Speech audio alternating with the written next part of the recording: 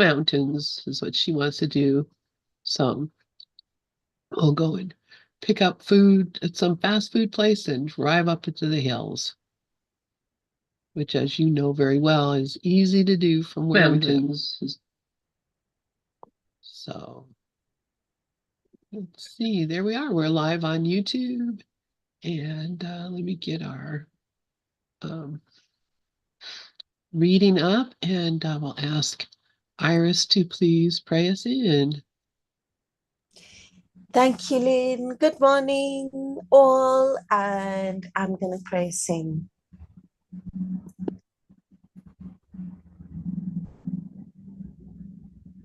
I am here only to be truly helpful. I am here to represent Him who sent me. I do not have to worry about what to say or what to do, because He who sent me will direct me.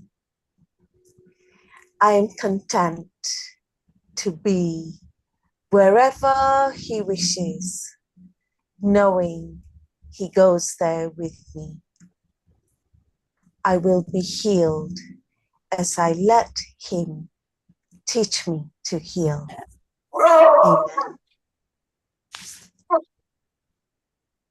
Amen. Amen. All right. Do you have a dog, Iris?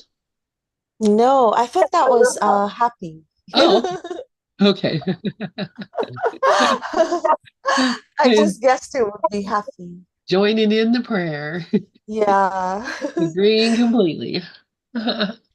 So we're in the Special Principles of Miracle Workers, and we just did number 7 last week. And I think maybe we could read that number 7 again and then do number 8, which is what Iris just did. But this is a Special Principle of Miracle Workers. And who would like to read paragraph 7? I'll take it. Thank you, Rafi. Good morning. Good morning.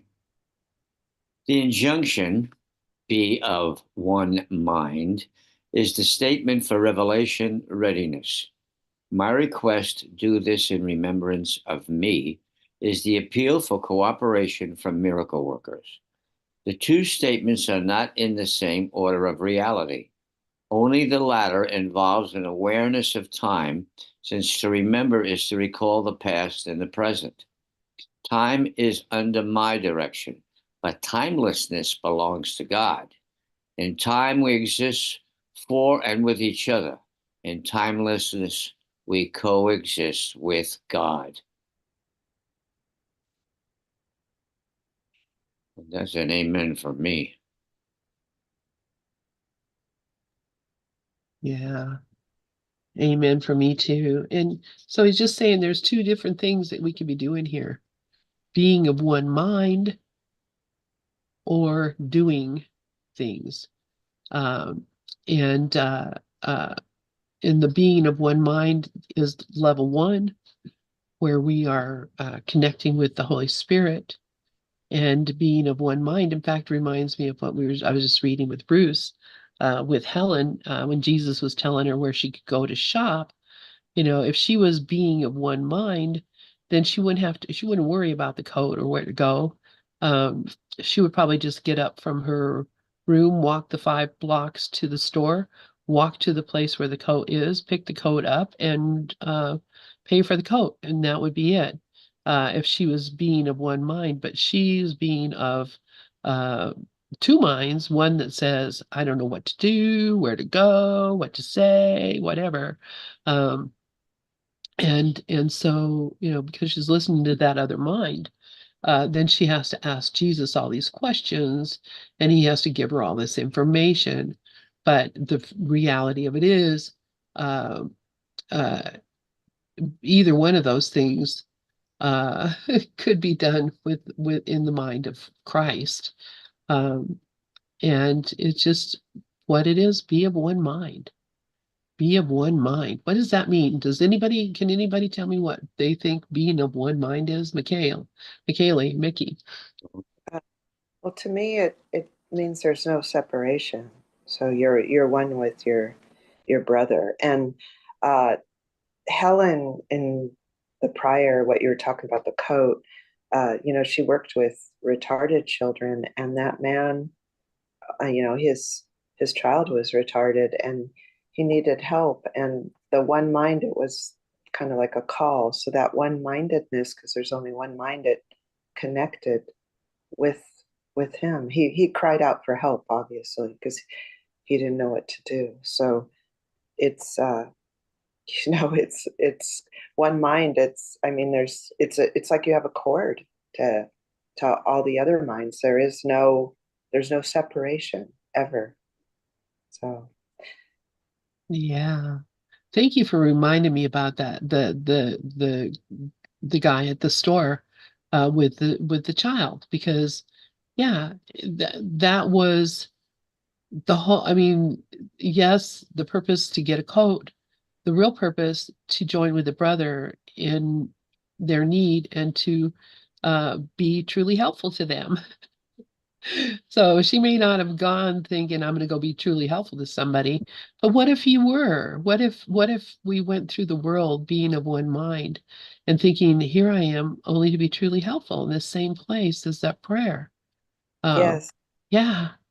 I mean it was really beautiful because how when you were talking about that and with this on one-mindedness, because it was a beautiful classroom for Helen, because he cried out for I need help, and was besides himself. He didn't know what to do, and Jesus provided for her needs. So she didn't really care for that store, like you had said she was used to shopping at more high-end stores, but Jesus provided for that need that she had within this dream, this reality of the dream that she was dreaming. So it was a big classroom for Helen to see that all her needs will be provided for too, in that one-mindedness, when you trust and you Yeah. just let go. So thank you. Yeah, and as he was going to continue in that book, she never really believed it. She had a really hard time just giving up her her own thinking and letting Jesus do the thinking for her. So and so do I. So you probably do too. So that's why we're here. Iris has her hand up. Iris and then Rafi. Go ahead, Iris. Thank you, Lynn. Yeah, like the being of one mind. What does that mean? It means to be without fear, or if fear is there, then let it go. If fear is there, then let it go. And it's like in this lesson 323, I gladly make the quote sacrifice quote of fear. And it says, I won't read the whole lesson, but it says, here is the only sacrifice, quote, you are asked of your beloved son.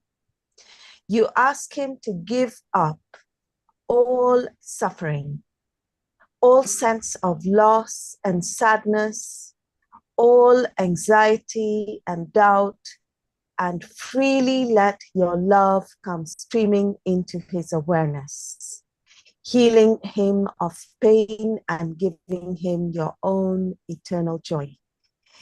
And it's a really beautiful lesson. I love this lesson, and I've been practicing it. Like that's what it means to be of one mind, and it's kind of like that. Of course, like the human feelings and the thoughts will arise. Of course, they will, because we've been trained in that way for very long. But those thoughts will arise or those feelings will arise, but we would not keep them. And we just let it go, however we want to let it go. And so that's what it means, be of one mind, because in that lesson it says, I gladly make the sacrifice of fear. So not two minds, not two minds, just the mind of God, which is God's will for us is perfect happiness. And I'll hand back to Lynn. Thank you for that, and thank you for reading from that lesson. Yeah, it just really is. Oh my gosh, I'm getting chills just thinking about it.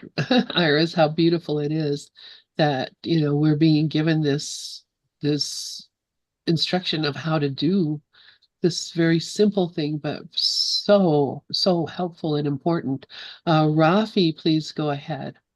Yeah, this brought to mind, be not the doer, it's not me, but the Father that worketh through me.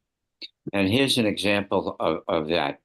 Last night, I was having some friends over for dinner, and I put a menu together, and then my mind said, well, you have to go to this store, then you're going to have to pick up there, and they don't have it. You're going to have to go to this store, and then you're going to have to go there, and then you're going to have to go there. Oh, should I do this first? Should I do that first? And I got in the car, and I just let go and turned it all over to the divine power of being. I said, do this through me. And I reminded myself that I'm infinite love, peace, happiness, free, unlimited abundance, harmony, perfect wholeness. And that's what's important. The rest of this stuff will take care of itself. Well, I went to a store I wasn't even headed for. And I pulled into the lot, and I got into the store, and everything I needed was right there. Everything. I didn't have to go anywhere else. I bought the stuff, I put it in a thing. The lady at the checkout counter couldn't have been nicer. I went home, and last night I said, cook this meal for me. It turned out perfectly. And there's a perfect example of let go, let God. It sounds well, yeah, but it's just it's trivial. It's all the same. There's no difference between that and if you're a politician, letting God run a country through you. It's whatever you select, it's still there. It's inescapable. There's no way you can, there's no way there, and there's nowhere that power isn't. And relying on it completely is the smartest thing I could do. And of course, it paid off perfectly. Thank you.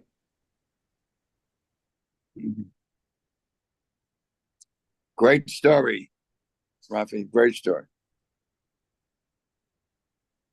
Sorry, I just was like, must have inhaled something I was drinking, and I'm just kind of coughing here, so didn't mean to cough. But yeah, isn't that just a perfect example? Because you went to a place you weren't even planning to go. So obviously you were being led to the place you needed to be. And it worked perfectly for you. I love that story. Thank you, Rafi. And iPhone, is that Miss Cher? Please take the mic.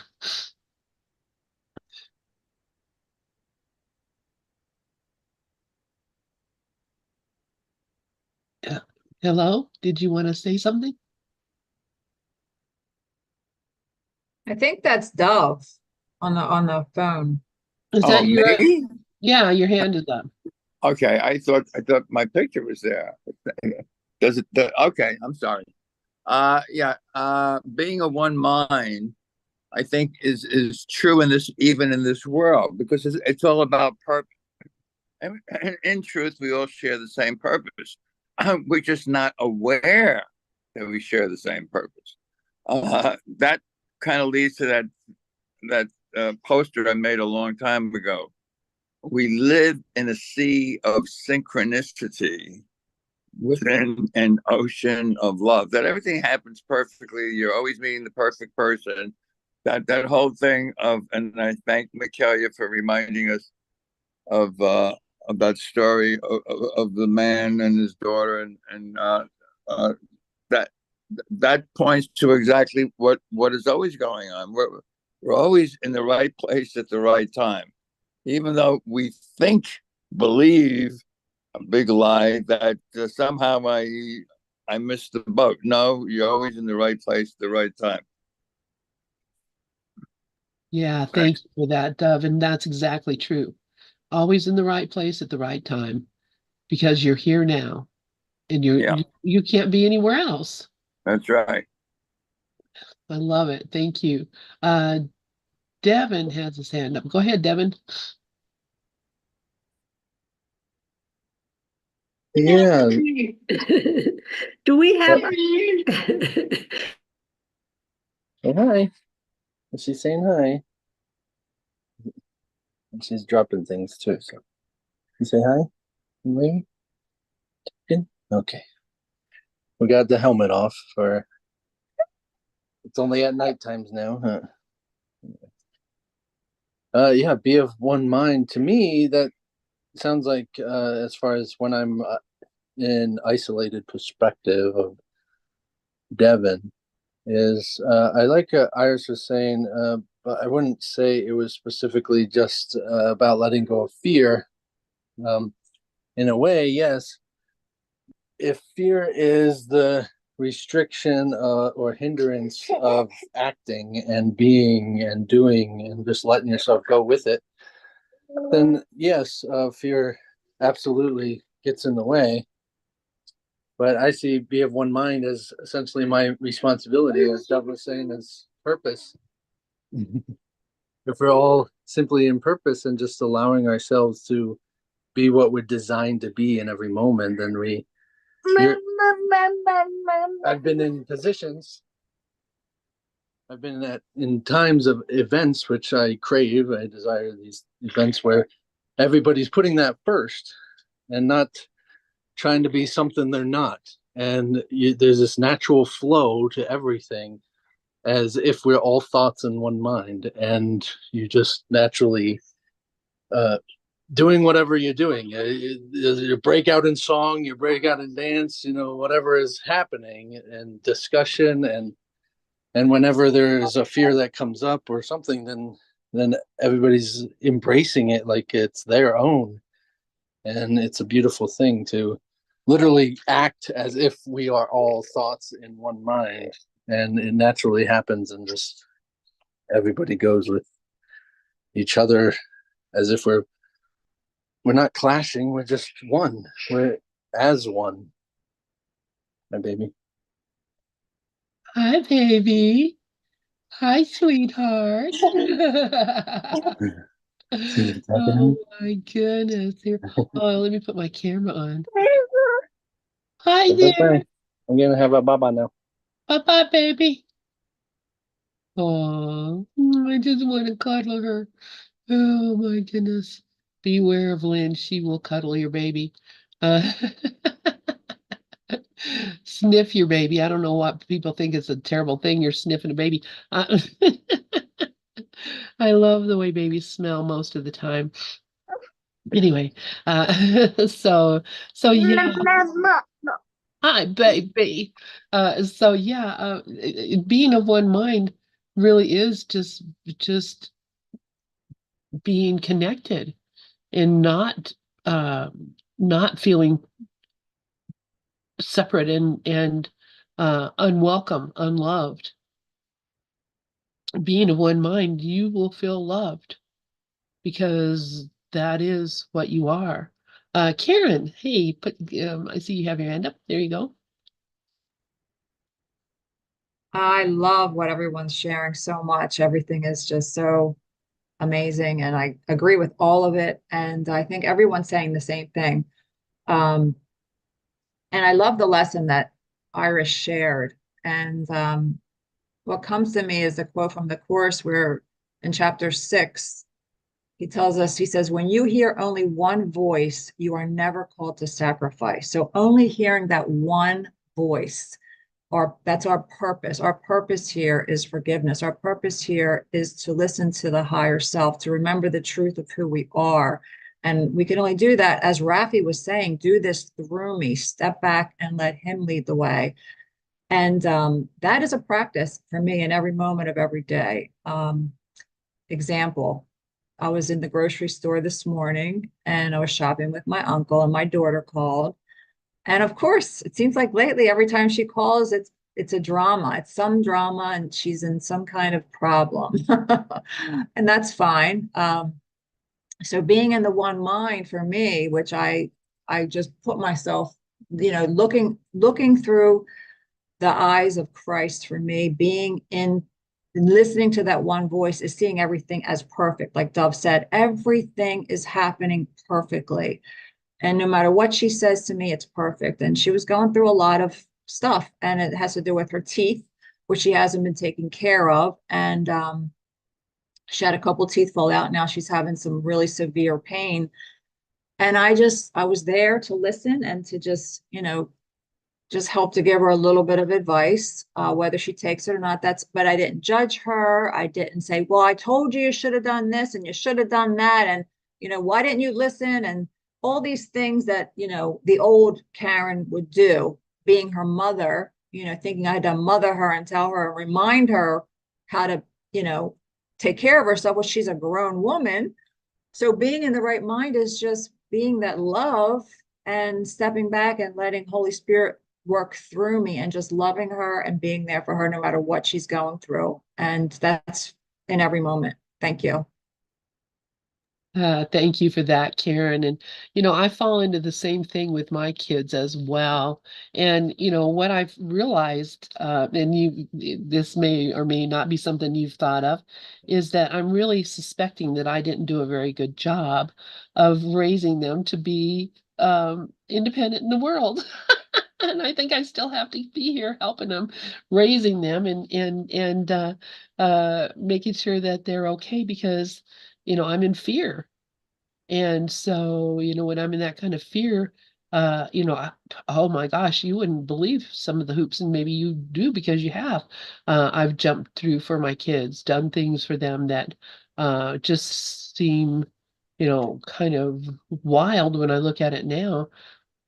But what they needed at the time, or what needed to be done at the time, because I was suspicious that was not a very successful parent, that my children were less independent than they should have been. And then I see now. Now it comes to me actually that is because, oh my gosh, I got to put on my camera for this. Is because I think God didn't do a very good job with me either. I think that God didn't do a very good job with me. I'm suspicious of my own self and think I really don't have everything that I should have gotten when I was coming up in the world. So, I can't even just blame my mother for being not a good mom, just like I'm blaming myself for not being a good mom. I'm blaming God for not being a good dad. And it's only because I'm seeing things from a direction that says something is out of control. Something has gone wrong. Something is not as it should be. And so, of course, that is just a mistake of not not being happy where I'm at. Anyway, I see Devin had his hand up, and so did Mickey, I think, again, or someone else. Go ahead, Devin. Yeah, some reason I feel like it's, well, I mean, when we think of ourselves as an individual, like we think of ourselves as an ego personality, and be of one mind does sound like it has, just like hear one voice means that there's several voices that you can hear, and in your head, in your own personal head. And I understand that it's possible. It does seem like that, and so it's like to to be of one mind says, oh, like the divided man, the divided mind of a false prophet, as in the Bible, it says a split mind. Having the weird terminology coming to my mind for some reason, but I understand, it makes sense. But that one mind, that one voice is not like our voice, not not ourself, not like we're learning to be of one voice, meaning Christ's voice, which is everyone's. So yes, whenever anybody has something come up that is not of the right voice, not of the right mind, it is my voice. I'm divided. I'm believing that this is not Christ's voice. This is ego. This is the devil come into the mind of Christ or something, as if that's even possible. And so it gets a little disorienting because you're like, oh, now you need to train your mind because I'm trained, right? And so it gets a little confusing, making it into one mind but separate minds and separate worlds, separate words, separate voices. And so it gets we want to be of one mind. Hearing one voice means that everything I hear, no matter what it is that one voice. It's not, oh, I need to conform it to one voice. Oh, I need to stop being in the wrong mind and be in the right mind. No, the right mind is all mind. The right voice is all voice. The wrong mind is believing there's a right mind and a wrong mind.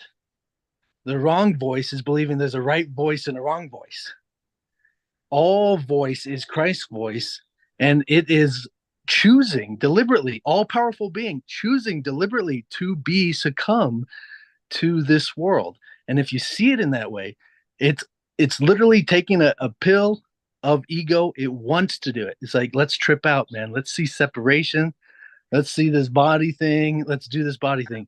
It's a weird way to describe it, I know, for you AA people, but in that sense, we're addicted to this world and we're choosing it right now. But if you want to recognize that Christ, you can't deny other people of Christ's voice. You have to hear one voice, meaning you don't hear ego anymore. You only hear Christ, and you are denying it. You're resisting it. So in myself, I hear drama. It's my drama. I have drama. I can use this. Oh, I can grab that drama and be like, oh yes, that means this in my mind, a symbolic representation. I believe this. And then I can join in that. I can join, yes, let's join in that drama and be of one mind in drama. And then guess what happens? Because the drama is not real, the one mind is what takes over. The one mind is the power is the purpose of having the drama. So then you, even if you're joining in drama and you're sharing in upset or whatever it might be, the upset's not real. It doesn't matter if it's upset. If you recognize you're joining in one mind, you're fulfilling your purpose in the world. Your purpose in the world is to heal your mind of separation, not to heal your mind of ego, not to heal the people of evil thoughts or negativity. No, none of that's real. It's heal your mind of believing that there is another voice. There is no other voice. There never was another voice. Right?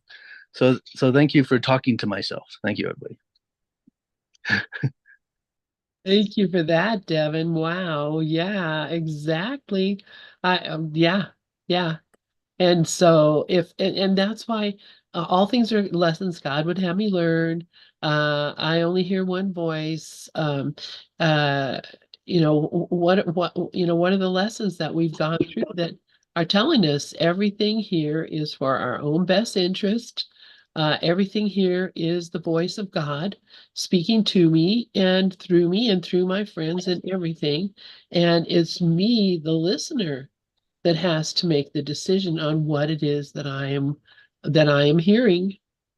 And if I'm recognizing that it is the voice of God, then I'm not going to hear the things that the ego makes drama. The drama may come up, but I see it as not even real, not necessary, and I can let it go. Karen, please go ahead.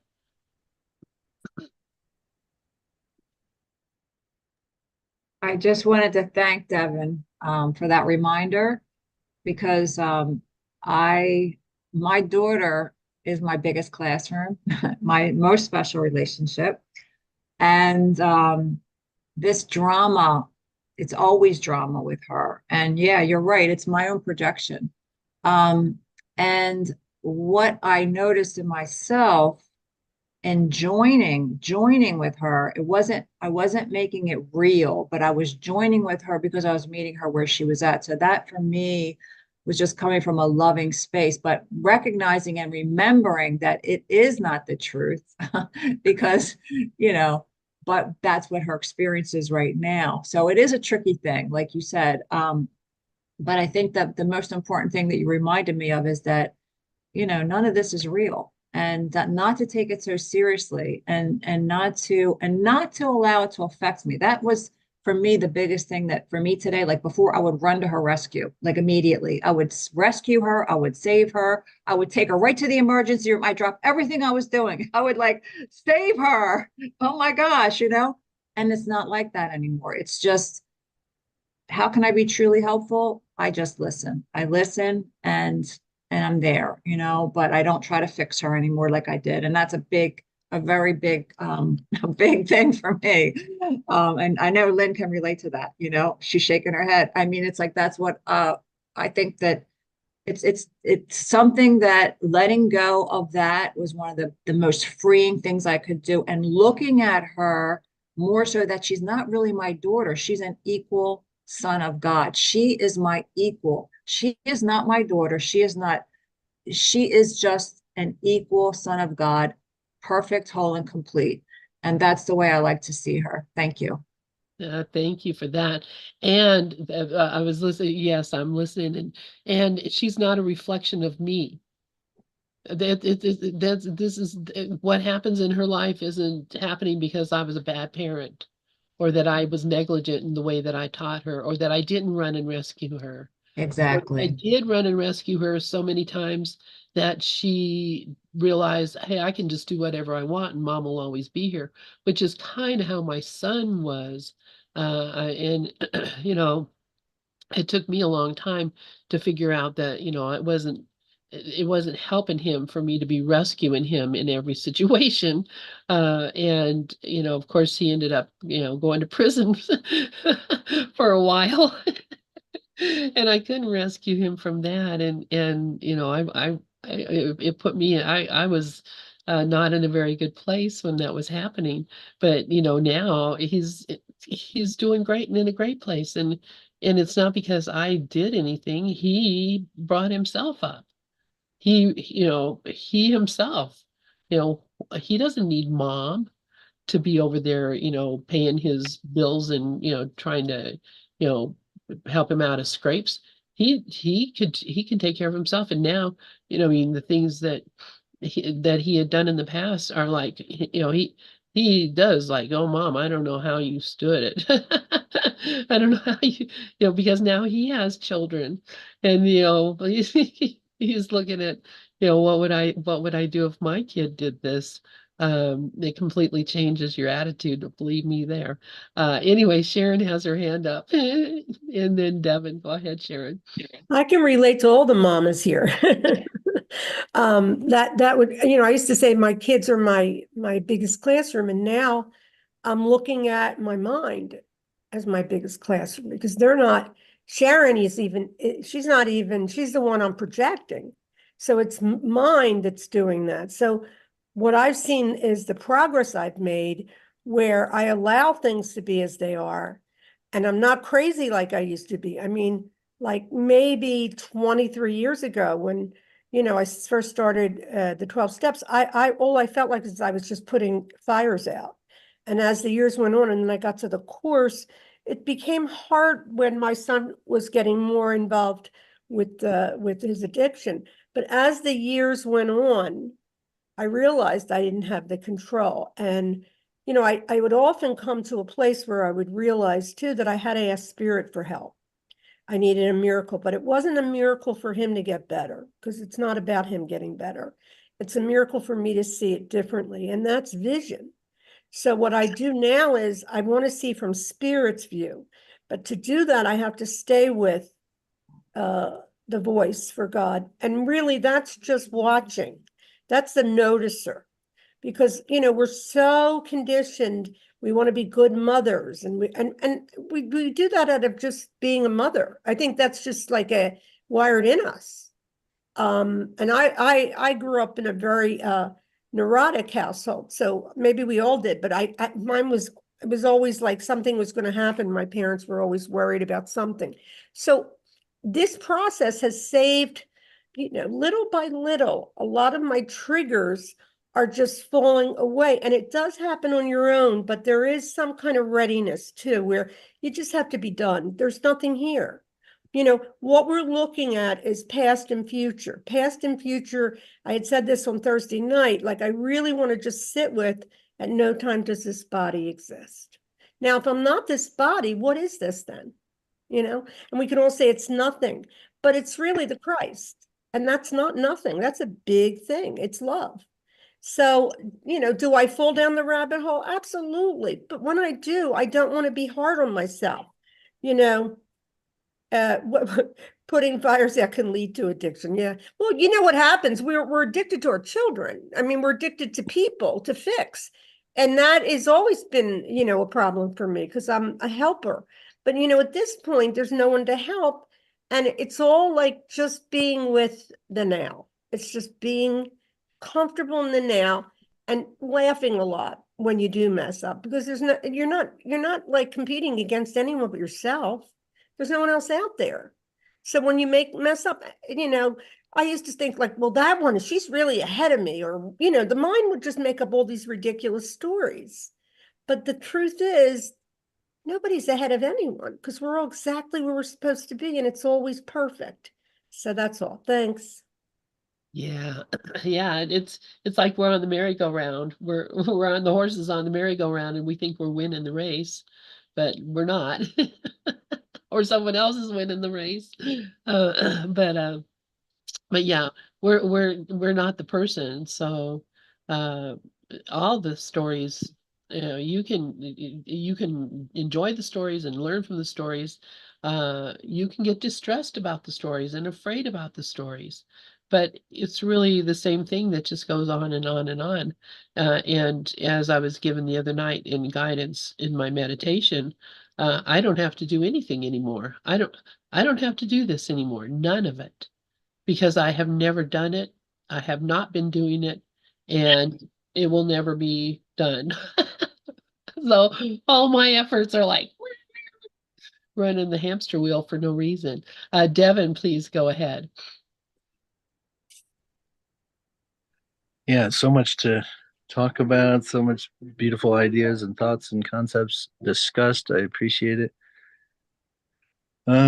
As far as this idea or being of one mind, I like to I like to describe things with paintings and say in a painting and as if I'm a painting, and I think of yes, I'm just being painted like a in a way like a puppet. The puppeteer is the real puppet. The puppet is just a facade, and it's that same concept, but in a painting you got, yes, all these strokes and everything, and I'm just a painting, but everybody is a painting, everybody's painted and in the same painting and by the same painter. So as much as we can paint a drama or paint an occurrence or something, it's the experience of the painter in the painting.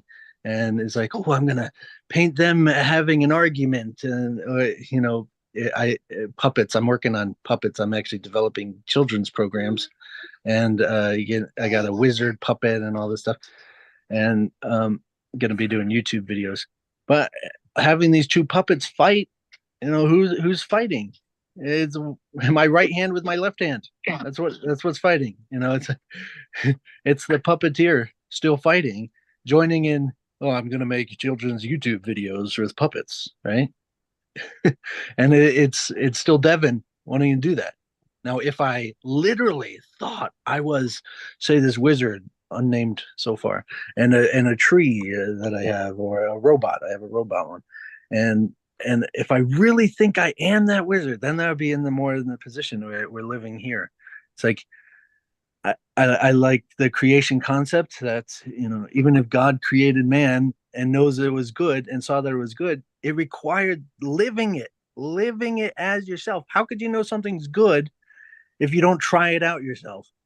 How can you do you drive a car before you buy it? Test it out. How do you know if it's really good until you try it out? So I see it in this way, where you're living right now.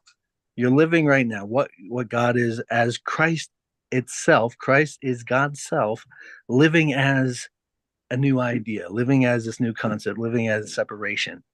And so when right now, where we're having this painting, if we're going back to that, okay, we're going back to the painting, we are in a relationship with God always, the painter. We're everything that we're doing, regardless if we're fighting, talking, if we are being of one mind, we're seeing the higher picture. The painter is the highest picture of them all. It's beyond all paintings, right? It is what paintings come from, where all experiences come from, where all relationships and beings come from. So people ask, oh, you're so far in your journey or whatever, but that you had your death experience, and oh, you must not have any more arguments with people, you must not have any more pain with people, resistance or anything. And I'm like, why would I stop doing that? I enjoy all of it. It's like you're saying that the resistance, the pain, the drama, the suffering, the everything is not love. And love is only these things over here, cookies and roses and stuff. Those things are pretty too. But no, all of it is my relationship with God. All of it is my relationship with God. So it doesn't matter if I'm joining on, hooves and nails. I'm also joining on cookies and roses. Everything is love in its reality. And to hear one mind, to hear one voice, is to recognize one love. And it's all my relationship with God. So as we're here joining, this is how I choose to join with God. And I think of it as having no judgment of any kind. So it goes with you. So I hear this raising of my kids, and yeah, you screwed up raising your kids or whatever, and it doesn't matter if you did it right or wrong. All the kids are doing are joining with you in the way you taught them to be in a relationship with you. So, oh, my mom likes this drama. Oh, I got to give her a go. Okay, mom, I got this drama for you. Okay. And we're joining in the drama. Oh, great. It's really God just saying, oh, I got something for you. You react, you respond. I love it when you react and respond. I don't know if it's mean or angry, or I have no judgment of it. It's all love. Oh, I get them to respond in this way. I get Christ to respond to me in this way. So I'm going to join in this way. And the kids are the greatest thing, because it is, when you're raising them, I'm seeing it already with, I have the 9-year-old and the 7-year-old now. And I'm seeing, I've already screwed them all up, but so that it's really just God's love. I'm sharing it with them, and it's a beautiful, wonderful thing. And it's not screwed up. It's more like, oh, I trained God to join me in this fashion, and maybe I want God to join me in this fashion instead. It was more this way. And so we're both learning, we're both joining in a different fashion. And I see A Course in Miracles as not required in the sense of, well, you have to do it. It's more in the sense of, if you want to find love and you want to experience joy, you have to think in the way of love and joy, and you have to train in the way of love and joy. And because the spiritual universe reacts and responds just exactly, with no judgment of any kind. Oh, they react with loving things. Oh, okay, let's give them more loving things. Here you go, more loving things. Oh, we get reaction of loving things. Opposed to, you give loving things, and then they're like, this is boring, and oh, well, we need to give them drama things. Oh, let's give them drama. Oh, I hate drama things. Why do I get drama things? Oh, they react to drama things. Oh, let's get drama things. We get a rise out of them. It's just showing, like, you're deciding, you're choosing what you're going to respond to is how I'm going to have a relationship with God. And so we've gone down this, in a way, rabbit hole of forgetting that what we are is choosing our relationship with God all the time, choosing how we want it to be. And yeah, it's come down to craziness because we keep choosing reacting to craziness. And we need to not react to the things we don't want and react to the things we do want. And then you're training the things to respond, the God to respond to the things we do want. It wants our reaction. It wants our relationship. That's what God wants. And we need to remember that we're always in this relationship with God, and then we will do so. So thank you. Thank you, Devin. Thank you. Thank you. And yeah, I mean, you can have the roses, you can have the thorns, you can have them both and love them both the same. So I love that. Sharon, please go ahead. And then Mickey has her hand up after that. Go ahead, I Sharon. wanted to say And then yesterday I Iris. called you, Lynn. I just probably rang the phone 3 times because I was looking at a YouTube and Vicky Poppy. It was Vicky, Bill, and Lisa.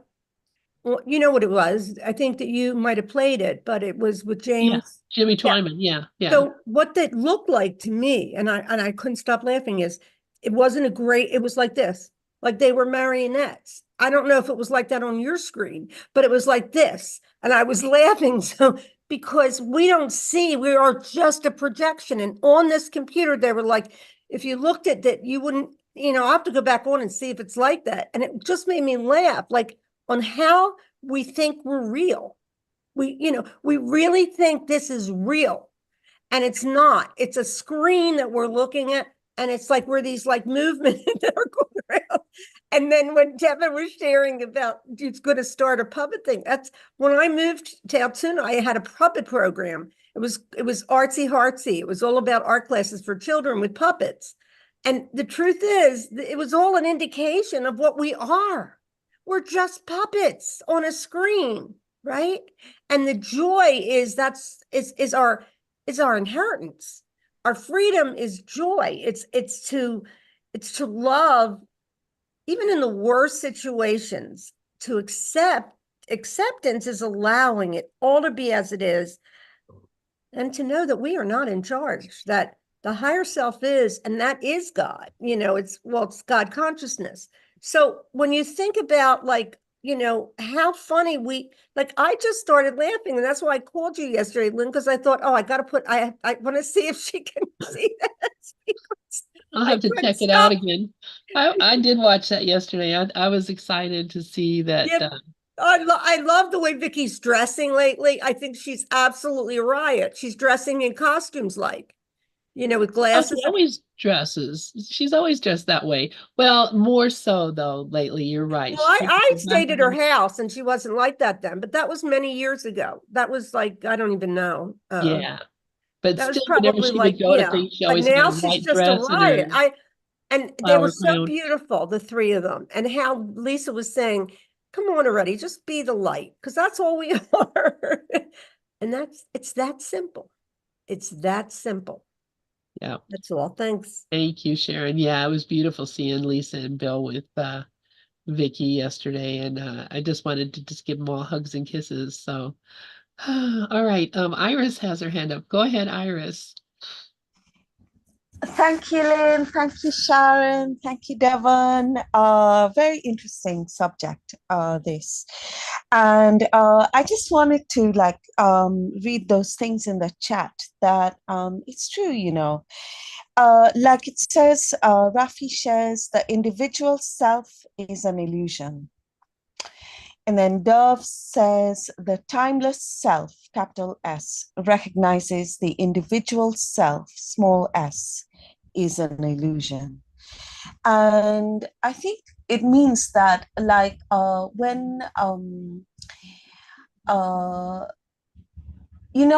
one of the things is one of the definitions of whether something is real or not is whether something is going to be forever, whether something is going to last forever.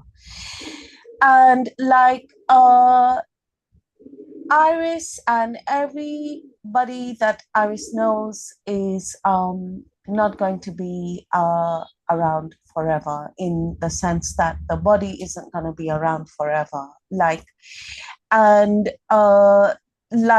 thoughts and the emotions of that person are changing from every 2 minutes, it's a different thought. I mean, literally, like every second, there's a different thought. Yeah. And like those things are temporary.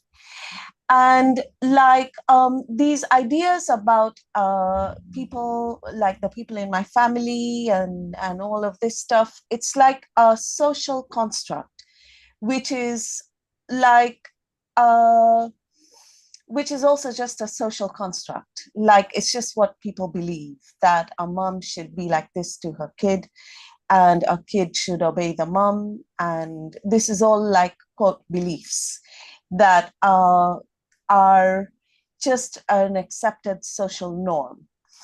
And but like when I really think about this, because I really do think about this a lot, like especially like all the time, I always think about this stuff, especially when it comes down to things like forgiveness. And like the forgiveness to destroy and the true forgiveness. And really, like the forgiveness is uh letting go, like, you know, letting go of whatever thought or whatever feeling, and realizing that I am one. There is no I, this is one. There is one. Like I won't mention it over and over again, but in the release technique, like this is so obvious when like I have something that's bugging me in the day, like and I just sit for a bit and I just release that feeling or feelings.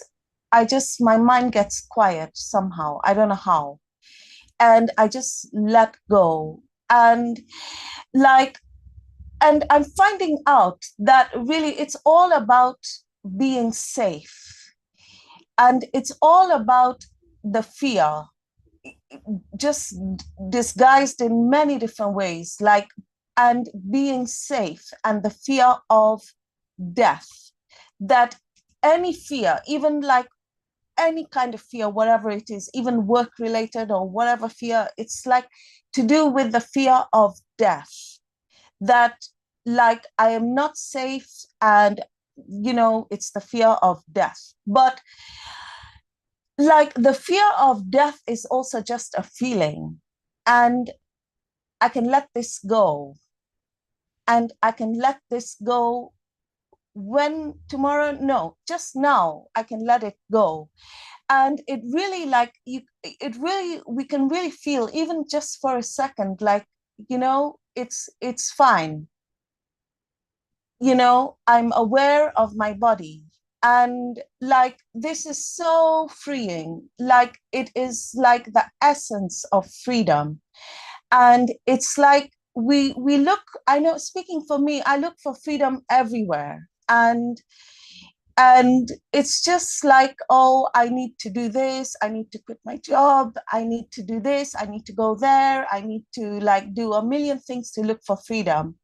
And like I don't need to do anything on the external, because I'm already that.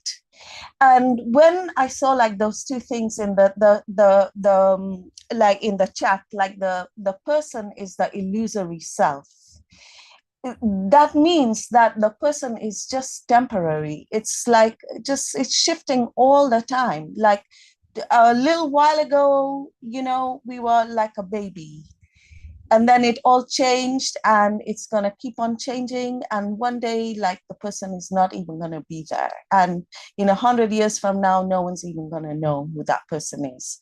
Like, it's, and in the course somewhere it says, like, does nobody ask whether a loving God would do something like this, you know, just create like a transient thing that, you know, just completely you know, is here 1 second and gone the next. So those were like some ideas that I've been having recently. And thank you, and I'll hand back to Lynn. Well, those are some pretty deep ideas, and thank you for that. My goodness, Iris. Yeah, that's the whole thing, isn't it? Is, you know, first off, 100 years from now, nobody's going to know. And Uh, yeah, and Devin says he lived with Teddy and Vicky for 8 months. Yeah, I remember that too. Devin being up there with all those folks. Um, but yeah, that the whole idea of uh the I person that I am is an illusion. And that's it's not that I'm not here. It's that what I think I am is not what I am. It is the puppet. It is the illusion. And I'm not even recognizing I'm the puppeteer. But Kaylee, Mickey, please go ahead. Oh, what a beautiful sharing this morning to spend a Saturday morning with all of you. This is so beautiful, and I just wanted to say that I've been studying the course since 1991, and now that I'm older in the physical body of form is older. I have that empty nest syndrome, so my children are gone, not living with me, and I'm able to reflect back. And since I see it's such a process, even though uh, it's a process towards undoing all of the obstacle to the awareness of love, because I'm going back to 1991 when I first got the Course in Miracles and was introduced. And uh, I was like, I'm reflecting on all of this, and I'm like, wow, I did that, or I said that. And so it's just interesting.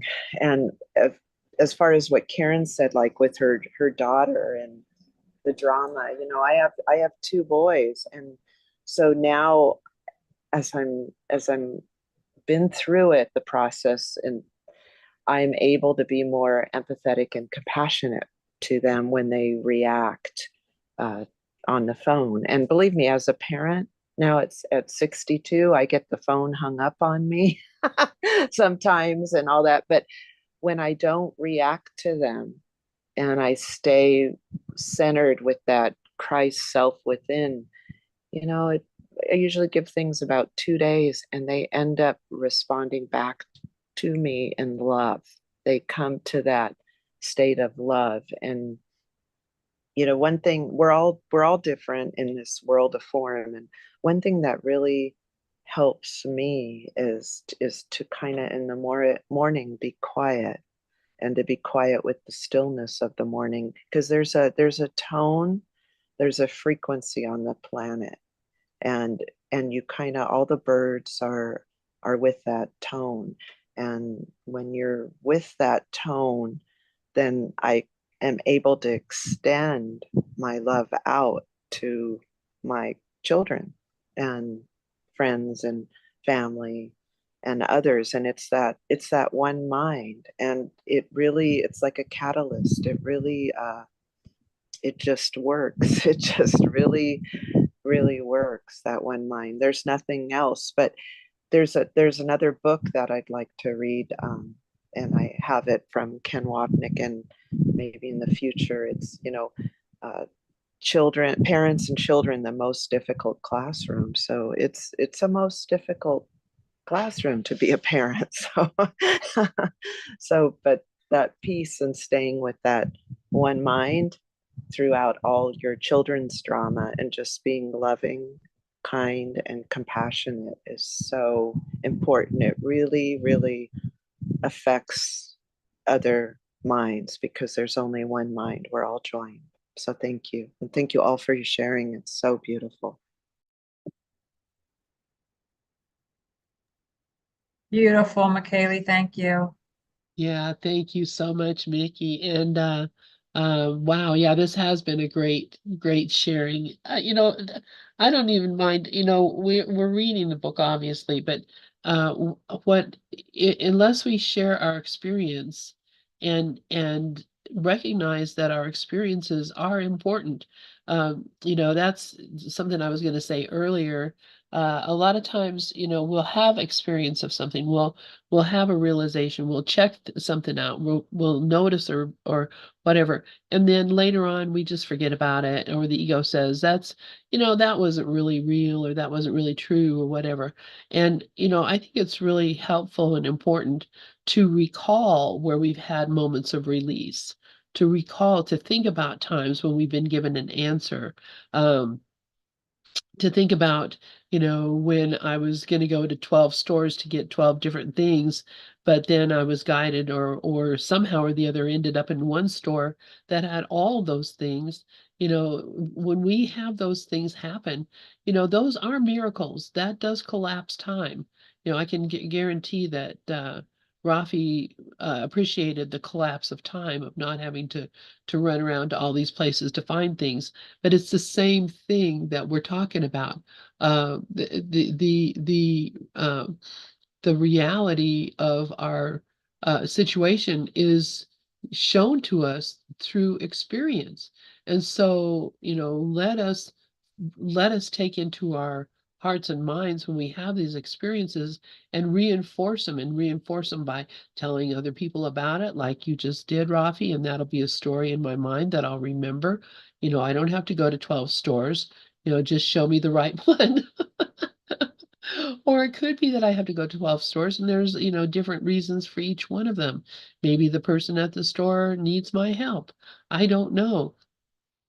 But, the result of when we listen and join in this peaceful place, we hear what we need to hear. We go where we need to be. And but if we just say, oh, that was just a coincidence, then we won't look for it the next time because we think it just happened that one time. These things are happening all the time, everywhere, every day, all the time. And for me, it's important to be a noticer of that and a rememberer of that, because that actually brings about the realization that we are here in truth. So, Devin, are you ready to do a meditation for us? Let me get the little music up here. Yes, and I love what you're talking about as far as using, like, the course isn't, to me, the course isn't just to do the course and to read it and to memorize every last detail. And I purposely forget where things are just so I can find them again. And to me, the purpose of the course is to experience with each other what it is about. And so it's not. I love that we get lost in conversation after one line of reading it, and we just, because we're joining in this. This is what it's about. They're joining in this. That's what it's for. And as much as, yes, we're learning and growing with the course, using it as a catalyst, but it's essentially required that we interact with each other, and it's a beautiful thing to let that happen. So I appreciate every one of you. Thank you. And yes, I'm ready when you are. What chore can I do? All right, here comes the music.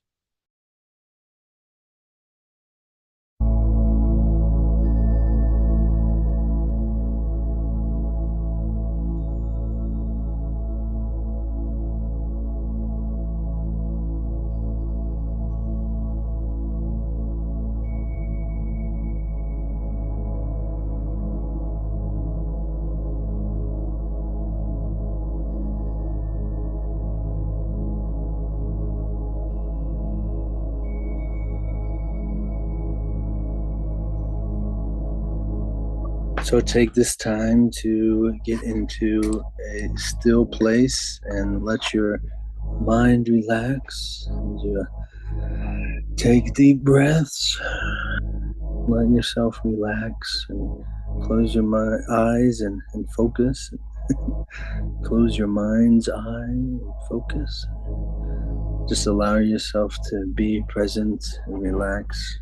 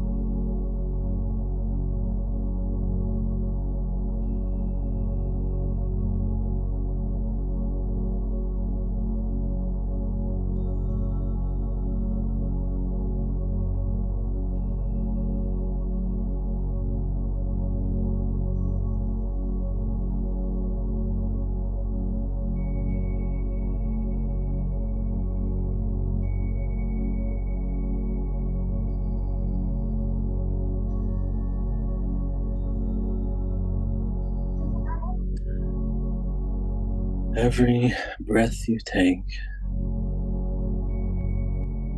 letting the day and the week wash away, letting it all drift away, letting yourself be exactly as you are.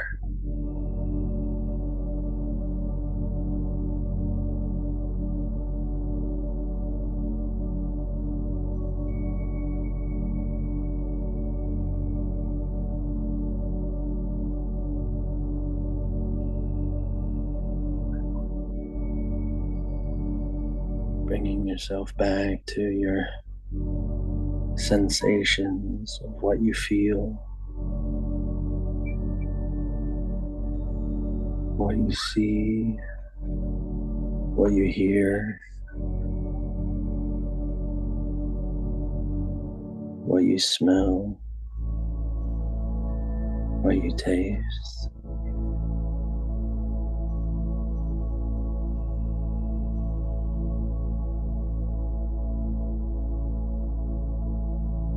Choosing one of them, go with what we hear or what we feel. Recognize that sensation.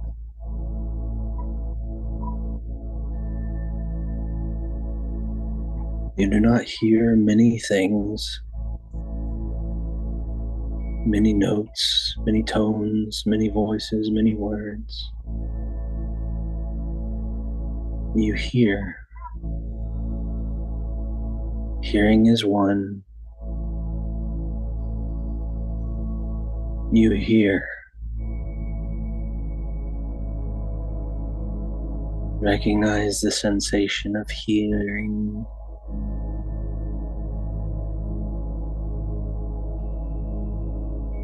Recognize your sensation of what you hear. Hearing my voice. Hearing my boys fight. Hearing the music. Hearing the different notes.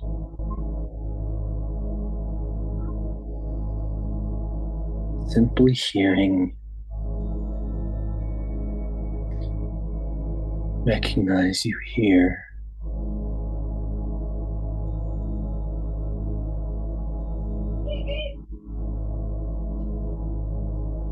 Recognize you hear.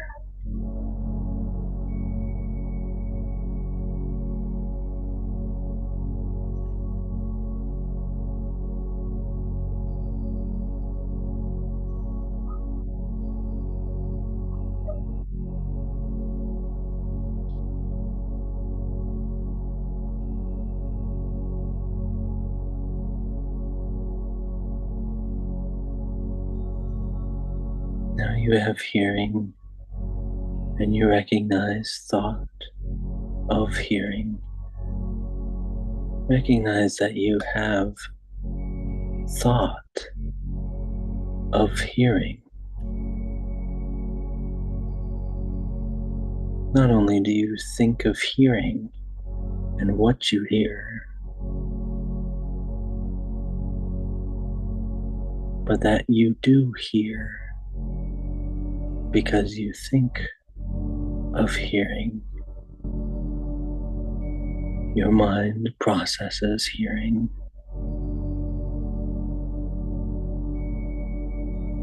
Recognize the thought of your hearing.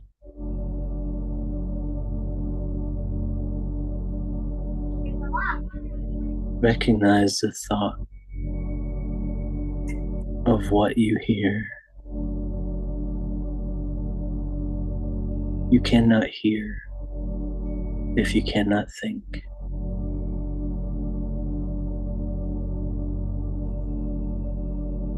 The perception of hearing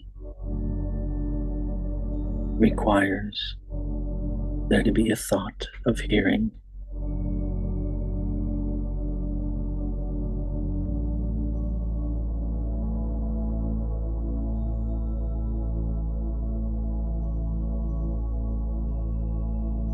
Even if your mind is quiet, but you recognize hearing, you are having thoughts.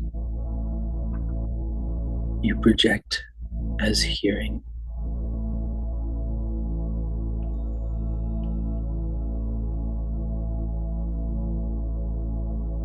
Recognize the thoughts.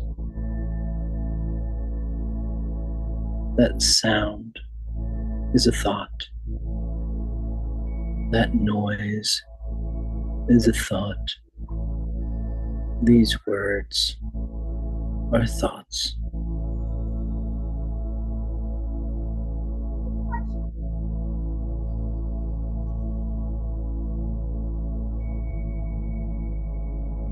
Recognize the presence of thoughts.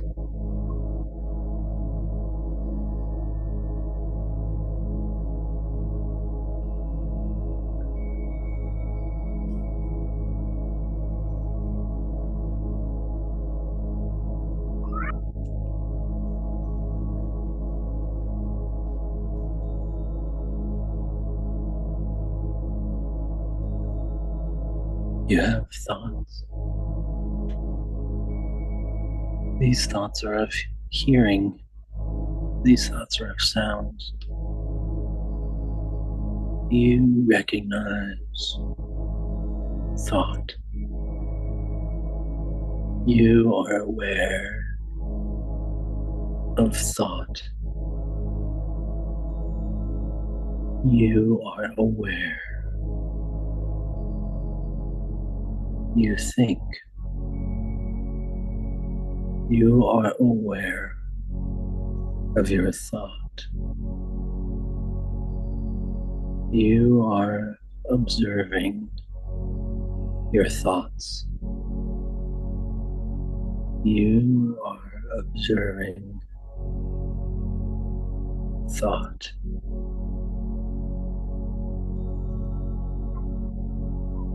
You recognize thought. You recognize thoughts. You recognize your mind.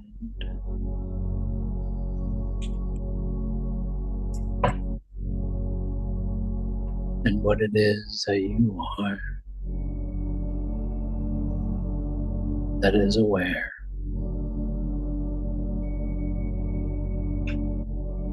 What is it that you are which observes? What is it that you are which recognizes?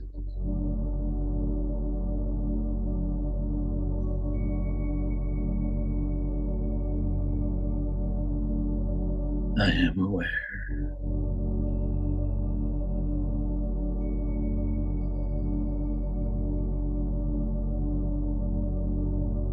I am perceiving.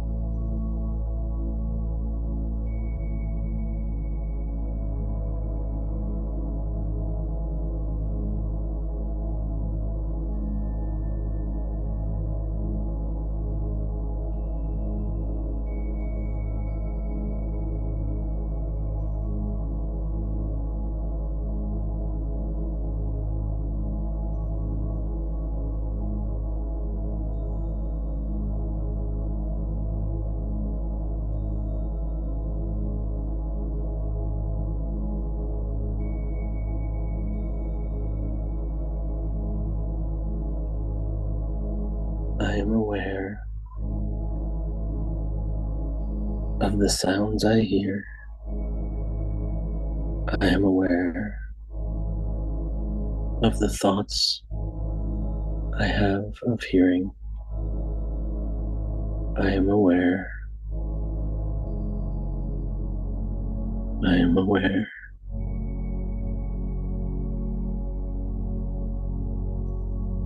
I am aware.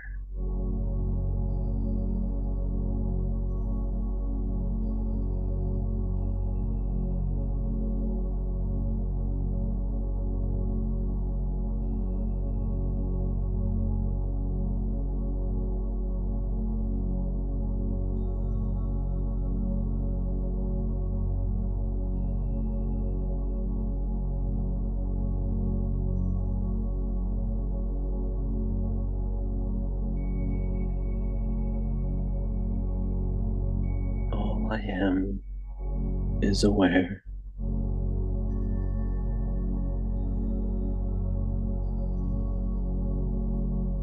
I am aware.